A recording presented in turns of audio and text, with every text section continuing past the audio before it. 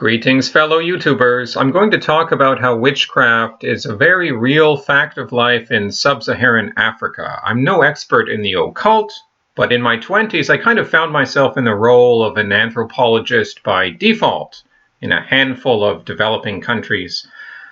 Of course, I studied anthropology in university, but so what? I mean, anyone can read books and get the gist of what an anthropologist does. It's not really all that complicated. Anyways, witchcraft is something that just keeps coming up if you really travel.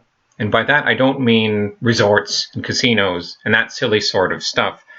If you actually meet normal people in these countries, you'll find that witchcraft is much more a part of their lives than it is for us in the West. At least those few of us who don't count ourselves as Wiccans or occultists or something similar. Witchcraft is extremely prevalent in Africa. And it also goes by the name juju, not juju, juju. You know, African languages, they have a lot of these particles, and the emphasis is what really brings out the meaning. I'm sure juju means something completely different in some other language. Anyways, I can't speak about witchcraft for North Africa because that's mostly an Arab population, and I'm not so familiar with that culture there. And I also can't speak for South Africa because it has a large white population from the Netherlands originally and other European countries, and I'm sure they have different belief systems about, maybe they've incorporated witchcraft too, I don't know. I haven't been to South Africa. It sounds like kind of a dangerous place. But when we speak of the traditional African peoples, witchcraft is clearly a fact of life in this part of the world, though perhaps I wouldn't go so far as to say that it's a daily fact of life. Well, maybe for some people. I can only truly speak about Africa in general terms because it's a very big place with many millions of people. It's a lot bigger than North America. If you imposed, the silhouette of North America on Africa, you'd see Africa's a fair bit bigger, fatter, whatever, wider. But I can speak of some experiences I had in Tanzania because I did live there for a brief time. And of course, I have a lot more experience in Ghana because of my various projects there. Of course, I'm not in Ghana right now. I hope to go back soon. So, even if you're a total denier of this phenomenon, you'd be unwise to keep that attitude if you actually travel to Africa. But I guess if you're a denier, you're obviously not going to go to Africa because that would be pretty funny if you did. Anyways, so yeah, you don't want to keep that attitude in Africa because I can tell you, doing business there, I mean, I don't necessarily believe in all these things, but I ain't going to just deny this stuff. I want to make money too, and sometimes you got to go with the flow here, you know what I mean? So, I think the West, just in case you think I don't like the West, I like the West. The West is the best, and we're the most successful civilization that has existed on the planet, at least in the last 10,000 years. But we certainly didn't become so successful by closing our minds to foreign cultures and foreign ideas. I mean, about a third or more of the English words that we use were originally taken from other languages. And English is the most successful language, as I argued in another video. So, perhaps we in the West should take a similar approach when we consider what may be called traditional or perhaps pagan or even primitive belief systems and worldviews. Primitive has this negative ring to it, and it's somewhat unfair, but at the end of the day, I guess you can still call it primitive because most of these older societies, they do lack the sophistication of our own, at least in the technological sense. But only a small-minded person would say that because these societies haven't advanced so much technologically, therefore they have nothing of value to teach us. I think that's sort of an error of judgment. And yeah, the West has always succeeded by expanding, by being Borg-like and adapting and manipulating, but kind of maintaining its own self-organizing force and growing and expanding in power. So, is witchcraft superstition, or would the New Agers or whoever you want to call them argue that it's actually misunderstood science on the positive side? Or is it somewhere in between? I think it's somewhere in between, though perhaps it may exist more to the side of superstition from what I see in these countries. I believe that at least some witchcraft is genuine and real. I think witchcraft is a good example of the problem. I mean, when I say witchcraft, I mean the way it's understood. It's sort of it's a good example of this dilemma, would you call it, this dynamic between these religious fundamentalists on the one hand and then the atheists on the other hand. You know, the first group is too irrational, the second is too rational, irrational, rational, extremes, and neither is very sensible, or what I'd like to call level-headed. Level-headed, yes, level-headedness. Find the middle path. So, it's true that witchcraft doesn't exactly fit the definition of religious fundamentalism, but there's still a big overlap with superstition and religion there. You know, it's kind of, they can group closer together than scientific materialism can. So, I mean, you know, think of eating the grape juice and the bread in church. You know, what is that called? Communion. And, you know, it doesn't literally consist of the flesh of Jesus or the blood of Jesus. Or does it? I mean, yeah, maybe. I mean, regardless of what the church authorities are telling you, there's kind of a gray area there between superstition and organized religion. Maybe a few thousand years ago, people were thinking about it a bit differently, and it really was the flesh and blood of Christ. It's not just, so getting to Africa, getting to witchcraft, there, it's not just peasants or common people, you know, who are supposedly uneducated. It's basically everyone believes in witchcraft in Africa, in Sub-Saharan Africa. In the entire society, this includes professionals, this includes politicians. And I can speak of television in Ghana particularly, and not that I enjoy Ghanaian television, but the Ghanaians tend to have the TV on a lot. That is, if they're actually a middle-class family that can afford a television.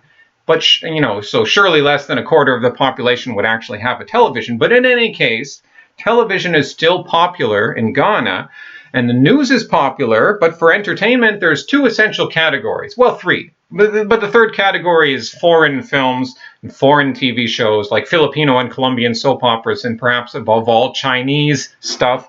Chief among them, the fantasy series Journey to the West with Pig Lord, Monkey God, and this prince. You know, forgive me, I'm going off on a tangent if you have any idea what I'm talking about. Journey to the West is pretty Asian. But the Ghanaians just seem to love it. All ages, they just love it a lot. Anyways, you know, I'm talking about this. It's just foreign stuff, so it doesn't really count as Ghanaian television.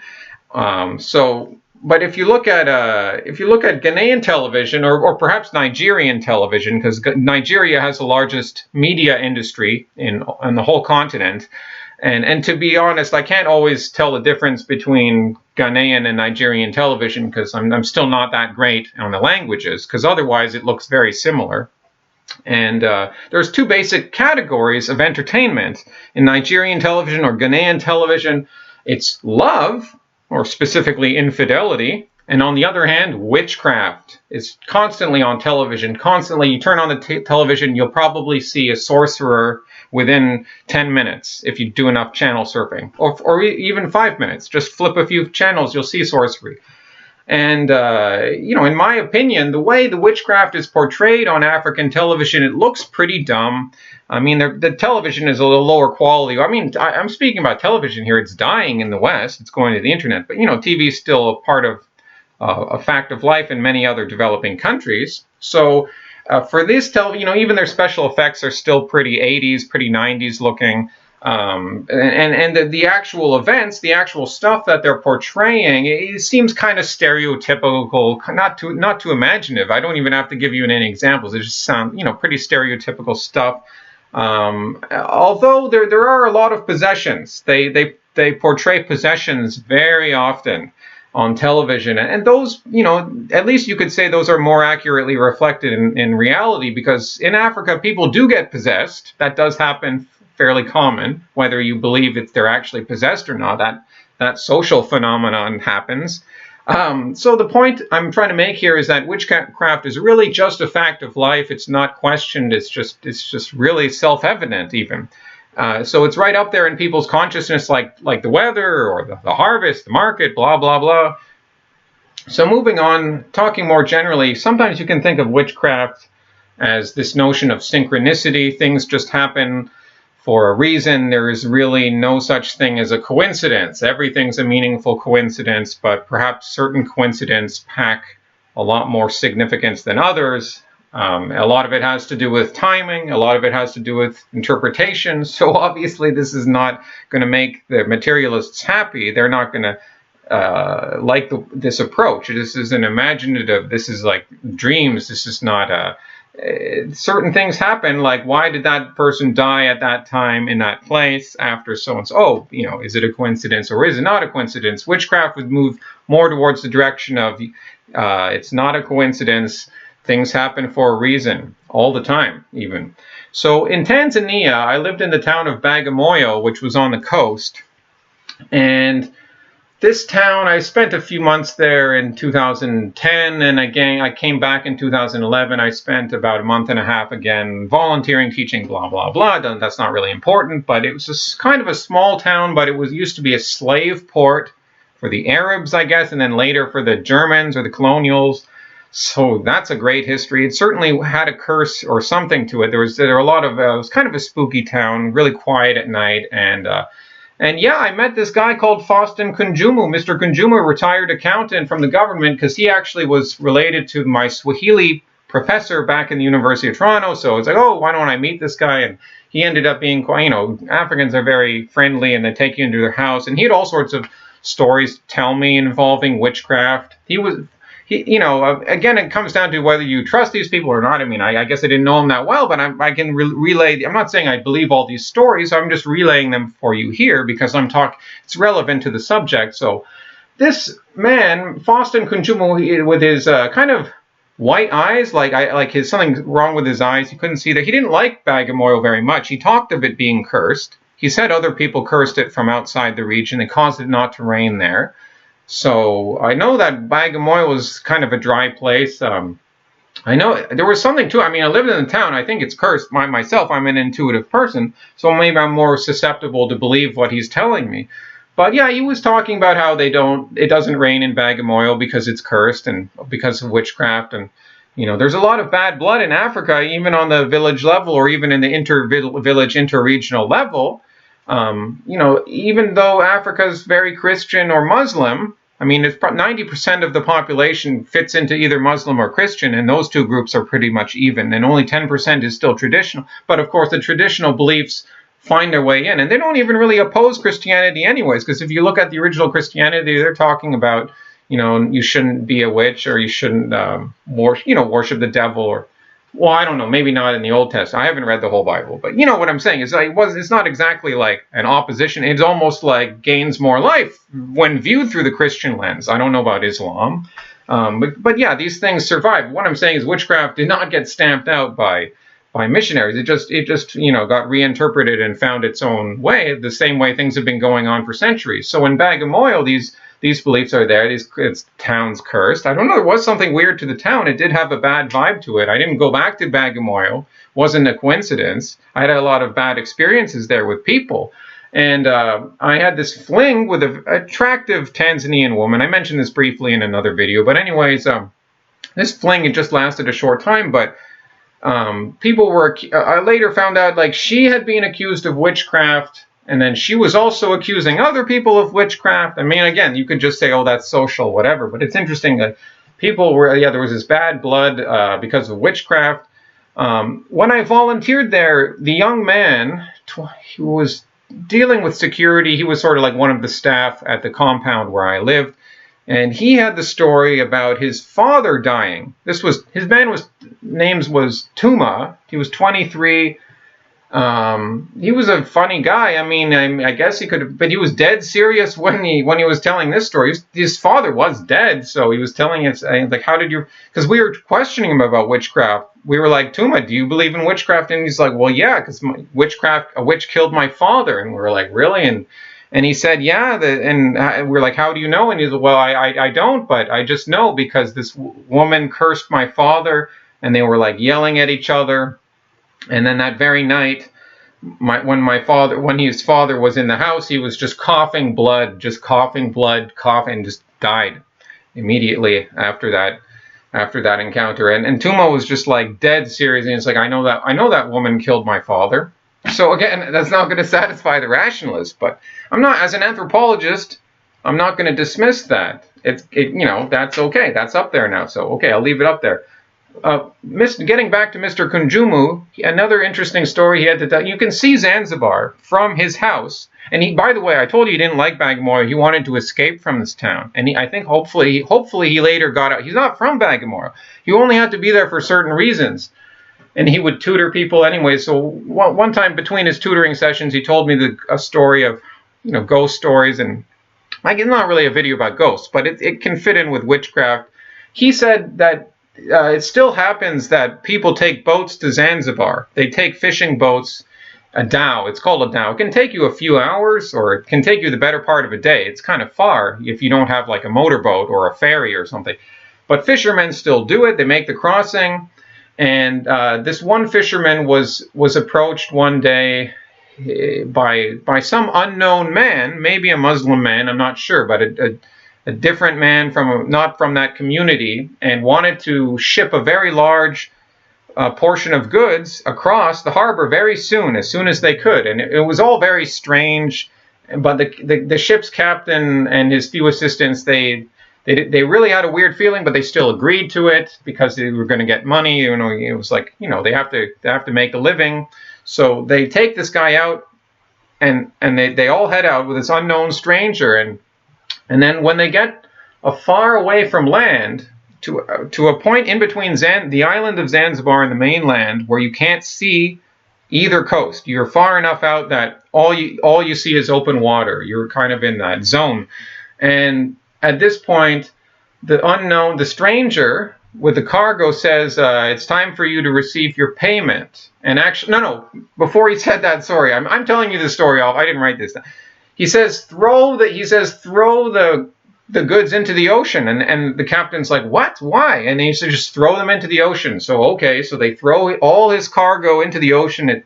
It just sinks into the water.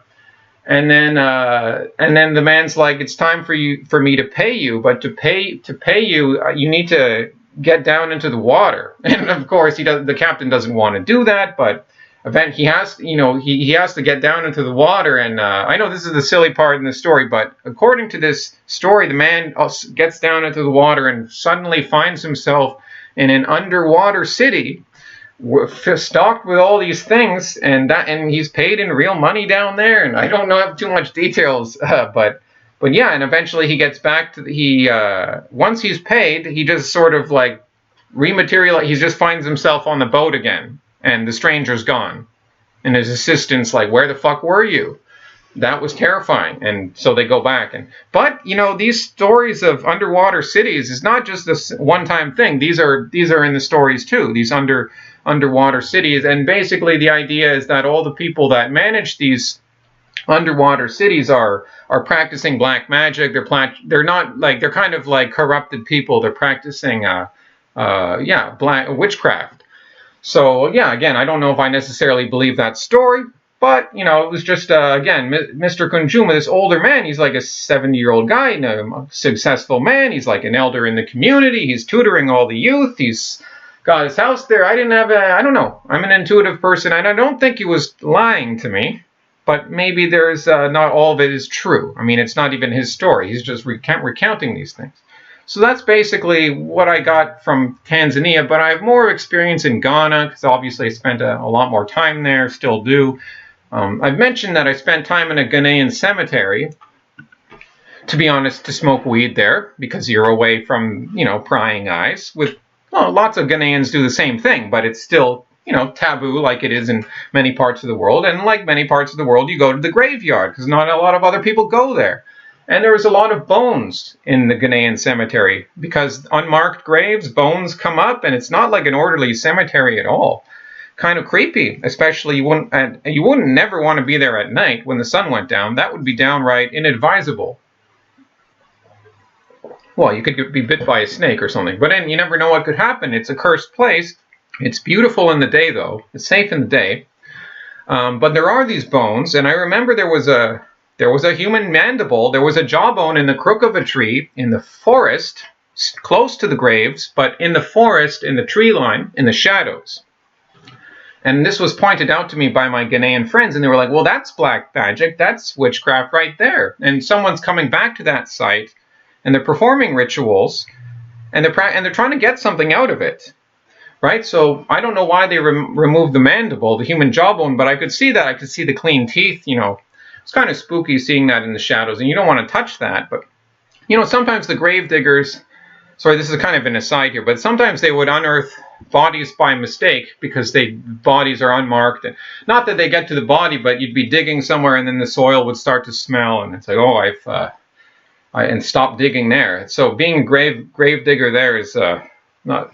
By the way, the grave diggers had ghost stories too. They've seen ghosts. I know I'm not really supposed to be talking about ghosts. I'm supposed to be talking about witchcraft. Those are kind of two different things. But, you know, it's in the paranormal. So they did have ghost stories. Oh, yeah, they did see ghosts there.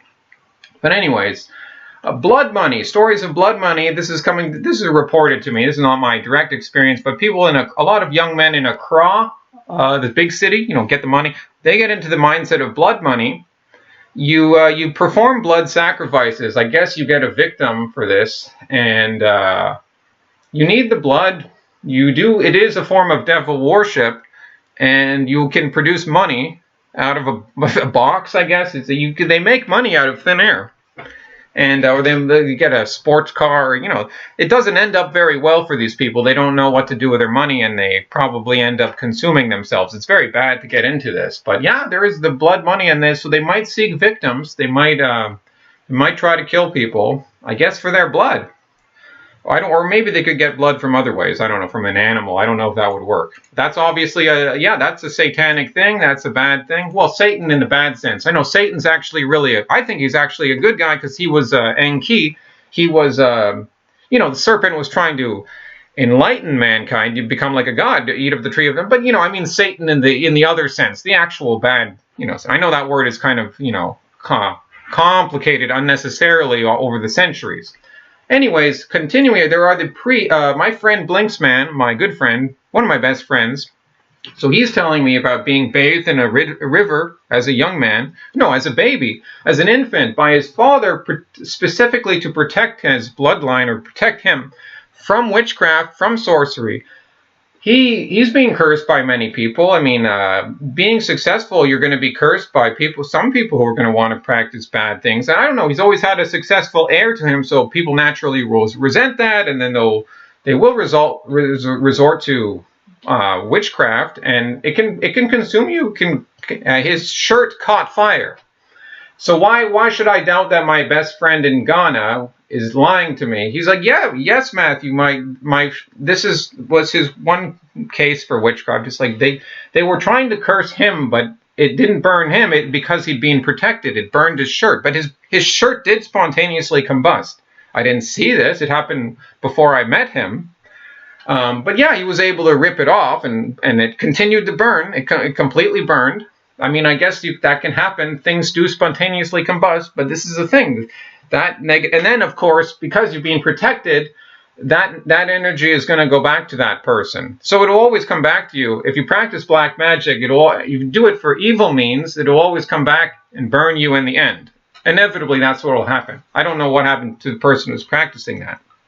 So, priests, and I mean traditional priests. I don't mean Catholic priests or any Anglican or any Christian or anything like that. I mean traditional priests in other cultures, kind of like a shaman. These guys work with spirits, and you can consult the traditional priests. And we did. I went with Blinksman early about a year ago. Maybe January 2016 when I went back there, and then we went to see a priest because the electrician working on putting in the cables, he had some crazy story that the cables were stolen, and that 6,000 CDs worth of electrical cables, it's just gone. Someone stole it. And so Blinksman suspected that he was lying because he probably just took the money and never even bought the cables, and it was a silly story to begin with. So we had our suspicions, so we went to the priest. And I know you can say the priest is just going to tell you what you want to hear. Yeah. Okay, well, if you've made it this far in the video, well, you're probably not one of those people. So the priest, you perform a ritual, you pay the priest. I had to dress in the traditional clothing, get off my shirt, and you wear the kente cloth. It's kind of like a toga, well, except it doesn't drape over you, but it's similar to that kind of like traditional. Blinksman and myself and another guy, we approached him like on our knees, and the guy's wearing a hat, and it's like this real traditional thing, and we were like asking him in traditional Awe language, not me, but I'm there, and I had to acknowledge myself, and then he's like, okay, it's fine. He gave us our permission after we paid him some money, because it's an economic service. This guy's like a full-time priest. I mean, yeah, of course you pay these people. It's like they do a lot of things. They've been around for thousands of years. So anyways, yes, you do pay them, but they do perform a ritual, and it involves shells. It involves all sorts of voodoo objects. I don't know. It involves strings of these things. Not the chief himself, one of his assistants. His whole village, he probably, I don't know, he probably has a lot of wives. He probably has like 100 kids, or I don't know. The whole village is probably his that we went to. I mean, even to get to him, there were all these other people we had to meet first to get into where he was. And I don't know. I've always been blessed by that. I can just go with the flow and be in these.